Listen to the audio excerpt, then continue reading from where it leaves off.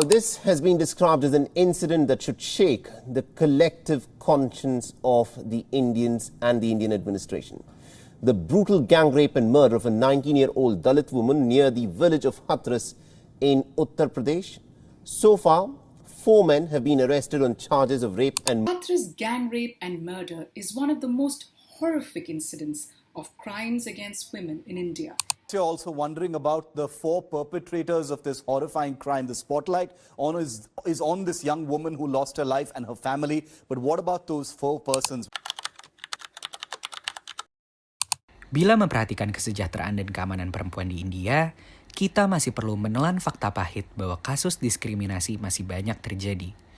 Berdasarkan data dari National Crime Records Bureau dalam kurun waktu 2019 hingga 2022, tingkat kejahatan terhadap perempuan terus meningkat, yang mana 400.000 kasus terjadi pada tahun 2019, sempat mengalami penurunan di angka 370.000 akibat pandemi, namun terus naik kembali hingga pada tahun 2022 terdapat 445.000 laporan kekerasan terhadap perempuan. Peningkatan kekerasan yang dialami oleh perempuan India secara keseluruhan tidak terlepas dari budaya patriarki yang masih mengakar kuat di India yang mendorong terjadinya kekerasan hingga saat kini.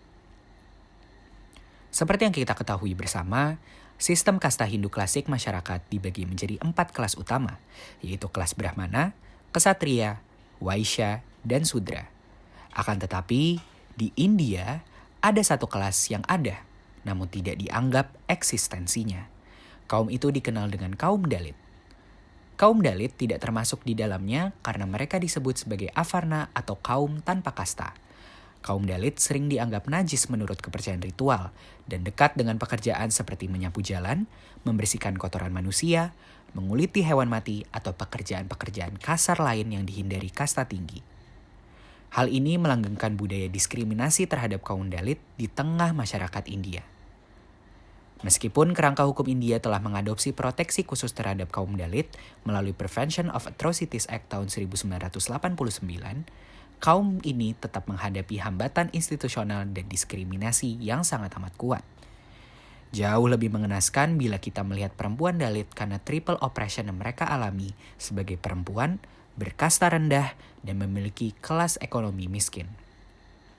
Sehingga risiko mereka terhadap kekerasan seksual, eksploitasi ekonomi, dan pengucilan sosial jauh lebih tinggi dibandingkan rata-rata perempuan India yang lainnya. Data sensus penduduk India tahun 2011 menunjukkan populasi Dalit di India sekitar 203 juta penduduk, dan 97 juta diantaranya adalah para perempuan. Menempatkan perempuan Dalit sebagai 2% populasi dunia. Oleh karena itu, penindasan perempuan Dalit tidak bisa didiamkan. Mirisnya, dalam koridor sosial budaya, kaum perempuan Dalit kerap kali dimarginalkan dari masyarakat India. Terlihat dari sisi layanan dasar seperti akses pekerjaan, yang mana perempuan Dalit sering ditempatkan di pekerjaan yang sangat melekat pada kasta rendah, serta menghadapi eksklusi sosial bahkan dari akses fasilitas dasar seperti sekolah atau tempat ibadah. Hal ini terbukti dari tingkat buta huruf kaum perempuan Dalit yang mencapai angka 90%. Selain diskriminasi sosial, kaum perempuan Dalit juga dekat sebagai korban kejahatan negara yang dilakukan oleh aparat, polisi, serta masyarakat kasta atas. Laporan terbaru International Dalit Solidarity Network menyoroti dari 2014 hingga 2022 tercatat 9.163 insiden kekerasan yang dilaporkan terhadap perempuan dan anak perempuan Dalit, yang mana terjadi kenaikan sekitar 78% dibandingkan dengan 5.149 kasus di 2014. Hal ini diperburuk dengan budaya diskriminatif institusi penegakan hukum seperti polisi dan sistem pengadilan. Akibatnya, meskipun angka pelaporan kekerasan kelompok Dalit meningkat, misalnya lebih dari 57.000 kasus kejahatan yang dilaporkan, tingkat penyampaian charge sheet hanya di bawah 50%. Hal ini menunjukkan kelemahan institusional dalam penegakan hukum dan akses keadilan bagi perempuan Dalit sebagai korban. Mirisnya juga, salah satu penelitian oleh Irudayam terhadap 500 perempuan Dalit di 4 negara bagian menunjukkan hasil bahwa 50% mengalami kekerasan fisik dan di atas 20% perempuan Dalit mengalami pemerkosaan. Upaya revolusi hukum juga sangat sulit diberlakukan karena minimnya perwakilan kaum perempuan Dalit di parlemen yang mencapai angka di bawah 10%. Diskriminasi sosial dan kerapuhan sistem hukum ini tercermin jelas dalam berbagai kasus kekerasan berbasis kasta dan gender yang mendapatkan sorotan nasional maupun internasional. Pada bulan September 2020, India diguncang oleh kasus kekerasan seksual yang menimpa seorang perempuan Dalit berusia 19 tahun di desa Bulgarhi, distrik Hathras, negara bagian Uttar Pradesh. Kasus ini bukan hanya tentang pemerkosaan, tetapi juga memperlihatkan bagaimana kekuasaan kasta dan negara bekerja menindas tubuh perempuan dari kelas sosial terendah. Pada 14 September 2020, korban yang merupakan seorang gadis dari subkasta Valmiki pergi ke ladang bersama ibunya untuk mengambil rumput. Di sana ia diseret dengan kain dupata oleh 4 pria dari kasta Thakur yang merupakan kasta dominan di desa tersebut. Ia diperkosa, dicekik, dan mengalami cedera parah di tulang belakangnya, serta lidahnya terpotong akibat upaya melawan. Keluarganya menemukan dalam keadaan telanjang dan berlumuran darah di tengah ladang. Setelah kejadian itu, keluarga segera melapor ke polisi, namun First Information Response baru diterima 6 hari kemudian setelah tekanan publik dan media meluas. Korban sempat dirawat di rumah sakit Aligarh, lalu dipindahkan ke rumah sakit Safdarjung di Delhi. Namun 2 minggu kemudian pada 29 September 2020, ia dinyatakan meninggal dunia akibat luka yang sangat parah. Namun yang paling mengguncang masyarakat adalah apa yang terjadi setelah kematiannya. Malam itu sekitar pukul 2.30 pagi, polisi membawa tubuh korban ke desa dan langsung membakarnya tanpa izin keluarga. Keluarganya dikunci di dalam rumah, tidak diizinkan melihat jenazah atau menjalankan ritual keagamaan, bahkan keluarga juga tidak diberikan perlindungan dan tidak mendapatkan informasi yang memadai terkait proses penyelidikan. Akhirnya, keluarga korban mendapatkan perlindungan 24 personel CRPF dan pengawasan ketat dengan CCTV dan metal detektor, tetapi kondisi psikologis dan sosial keluarga serta masa depan anak-anak korban tetap dalam ketidakpastian dan ketakutan. Kasus ini menjadi sorotan luas karena pertama, kekerasan yang menimpa seorang perempuan Dalit, kelompok yang selama ini kerap mengalami perlakuan diskriminatif dan kekerasan sistemik. Kedua, karena cara pemerintah, daerah, serta aparat kepolisian menangani kasus ini menuai kritik keras akibat dugaan penutupan informasi serta perlakuan tidak adil terhadap korban dan keluarganya. Dan juga beberapa laporan media dan organisasi hak asasi manusia menyoroti bahwa jenazah korban dipaksa untuk dikremasi secara cepat dan di luar prosedur tanpa kehadiran keluarga maupun saksi. Hal ini memperkuat dugaan adanya upaya menutupi kasus. Korban sendiri berasal dari komunitas Dalit Valmiki yang merupakan kelompok secara historis ditempatkan di posisi sosial paling rendah dan bekerja sebagai pembersih toilet atau pemulung sampah. Di desa Bulgarhi, kelompok Thakur dan Brahmin menjadi mayoritas serta berkuasa secara politik dan ekonomi. Sementara hanya terdapat 4 rumah keluarga Dalit yang hidup terpisah di pinggir desa. Hubungan sosial di sana sangat timpang, di mana anak-anak Dalit dilarang bermain dengan anak kasta atas, tidak boleh makan di tempat yang sama, dan ketika diberi makanan, makanan itu diletakkan di tanah agar tidak ada kontak langsung. Bahkan, salah satu keluarga Dalit pernah diserang hanya karena anaknya secara tidak sengaja menyentuh bungkusan makanan milik anak Thakur. Penelusuran ini juga mengungkap bahwa keluarga korban dan pelaku memiliki konflik lama, sebab kakek korban pernah melaporkan keluarga Thakur di bawah Undang-Undang Pencegahan Atrositas terhadap SCST tahun 1989 yang menyebabkan salah satu anggota keluarga Thakur dipenjara selama 3 bulan.